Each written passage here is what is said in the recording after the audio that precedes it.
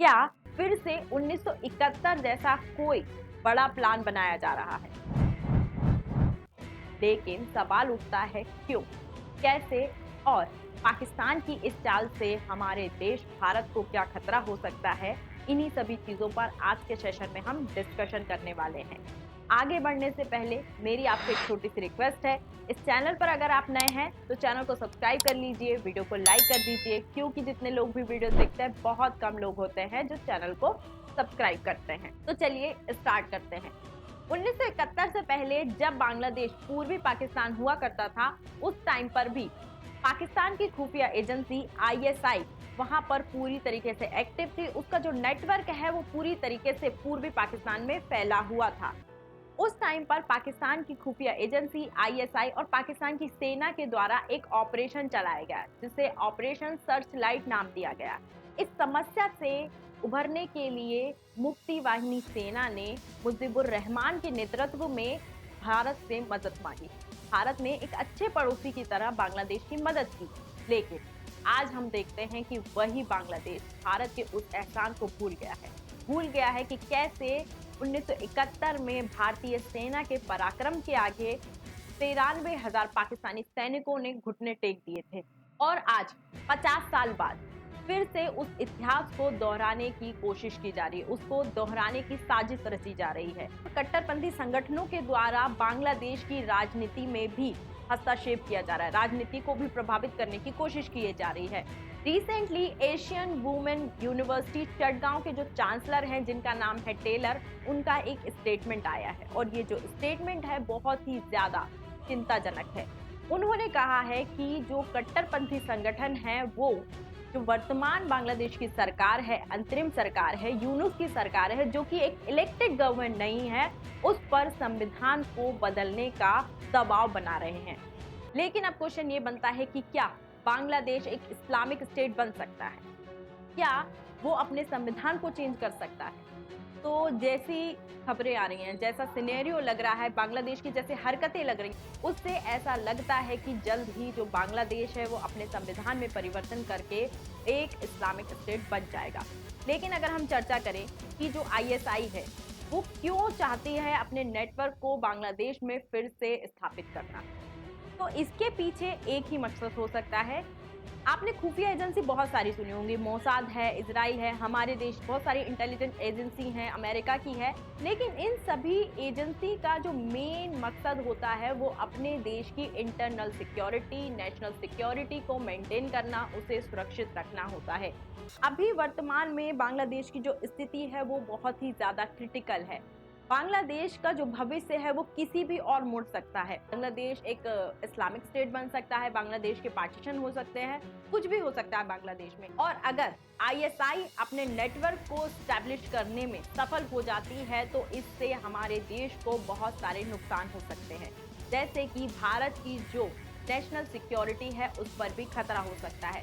अभी अगर हम पाकिस्तान की बात करें तो पाकिस्तान के जैसे हमारे साथ संबंध हैं, बॉर्डर पर जिस तरीके का तनाव रहता है, तो आईएसआई भारत को दो तरफ से घेरने की साजिश रच रही है। भारत और बांग्लादेश के जो रिश्ते हैं उनमें बहुत ज्यादा तनाव बढ़ गया है और जियोपॉलिटिकल रिलेशन वैसे भी खराब हो चुके हैं। भारत और बांग्लादेश के बीच तनाव बढ़ चुका है। इकोनॉमिकल इम्पैक्ट की अगर हम बात करें तो भारत ने जब शेख हसीना सत्ता में थी तो बांग्लादेश में बहुत बड़ी मात्रा में इन्वेस्टमेंट किया था। अब वो इन्वेस्टमेंट खतरे में पड़ चुका है, जैसे कालादान प्रोजेक्ट हो, बहुत सारे ऐसे प्रोजेक्ट हैं जो भारत से बांग्लादेश में चल रहे हैं, उनमें बड़ी मात्रा में भारत ने इन्वेस्टमेंट करके रखा है। और बांग्लादेश की वर्तमान सरकार उन डील से, उन प्रोजेक्ट से मुंह कर जाती है तो भारत का इन्वेस्टमेंट डूब सकता है। इसके अलावा भारत की बहुत सारी कंपनियां हैं जो बांग्लादेश को बिजली बेचती हैं, बांग्लादेश पर उनकी भी उधारी है, तो वो जो पैसा है उन कंपनियों का वो भी डूब सकता है। यूनुस सरकार पाकिस्तान के बहकावे में आकर भारत और बांग्लादेश के जो संबंध हैं, जो रिलेशन है, उनको बहुत ही ज्यादा खराब कर चुकी है। लेकिन फिर भी भारत ने अभी तक बांग्लादेश के खिलाफ कोई स्ट्रिक्ट एक्शन नहीं लिया है। भारत चाहता तो मालदीव की तरह बांग्लादेश को भी सबक सिखा सकता था। जिस प्रकार से जब मोइज्जू की सरकार आई थी, मोइज्जू ने मालदीव में इंडिया आउट कैंपेन चलाया था, उस कैंपेन से भारत और मालदीव के जो रिलेशन है उनमें भी बहुत ज़्यादा टेंशन आ गई थी। पर फिर आया भारत का 2024-25 का बजट। उस बजट में भारत ने जो अपने पड़ोसी देशों को पैसा देता है, एड देता है, तो आर्थिक सहायता देता है, उसमें मालदीव को दी जाने वाली सहायता में कटौती कर ली, जिससे मौजू की जो अकल है वो ठिकाने आ गई और उनका सुर बहुत जल्द ही एंटी इंडिया से प्रो इंडिया हो गया। इस प्रकार का जो सबक है वो भारत बांग्लादेश को भी सिखा सकता था 2025-26 के आर्थिक सहायता में कटौती करके, लेकिन भारत ने ऐसा नहीं किया क्योंकि भारत नहीं चाहता कि बांग्लादेश में गरीबी और बेरोजगारी बढ़े।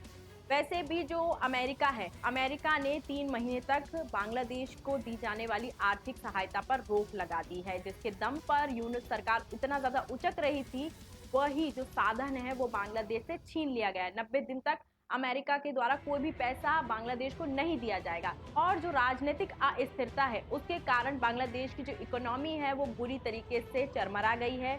अमेरिका ने जो एड बंद कर दिया है उससे भी इसका इम्पैक्ट इकोनॉमी पे पड़ेगा। भारत अगर बंद कर देता तो बांग्लादेश में बेरोजगारी, गरीबी और भी ज्यादा बढ़ जाती, लेकिन भारत ने ऐसा नहीं किया क्योंकि अगर बांग्लादेश में बेरोजगारी बढ़ी तो उसका हाल पाकिस्तान जैसा हो सकता है। हम सब जानते हैं कि पाकिस्तान में जो युवा हैं वो गरीब हैं, बेरोजगार हैं, उनको कोई काम नहीं है, पैसों के लिए वो कुछ भी करने के लिए तैयार हो जाते, तथा कुछ ऐसी स्थिति बांग्लादेश में भी देखने को मिल सकती है।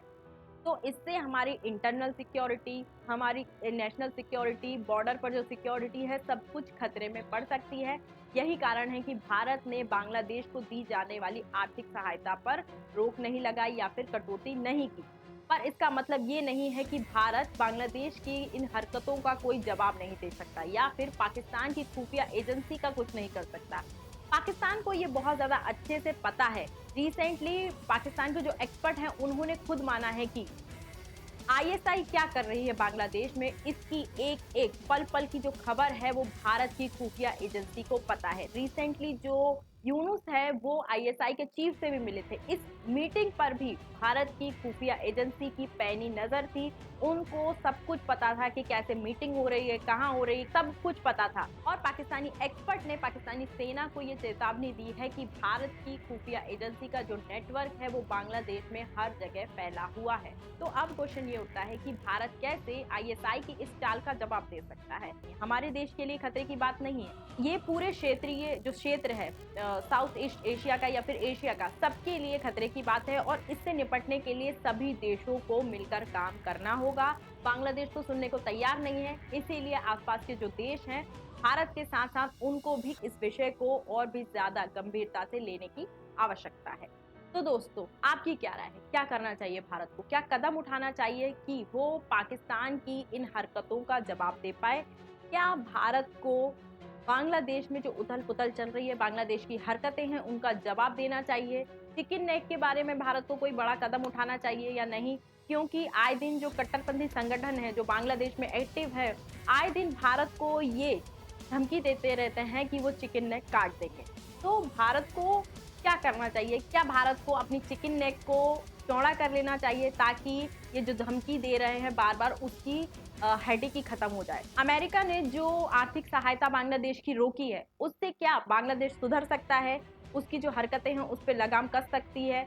ये भी आप कमेंट में लिखकर बता सकते हैं। तो आज के सेशन में इतना ही। आई होप आपको ये वीडियो अच्छी लगी होगी और वीडियो में अगर यहाँ तक आए गए हैं तो चैनल को सब्सक्राइब कर लीजिए, वीडियो को लाइक कर दीजिए और अधिक जानकारी के लिए टेलीग्राम ग्रुप और व्हाट्सएप ग्रुप से जुड़ जाइए। आज के सेशन में इतना ही, मिलते हैं नेक्स्ट सेशन में, तब तक के लिए जय हिंद, जय भारत।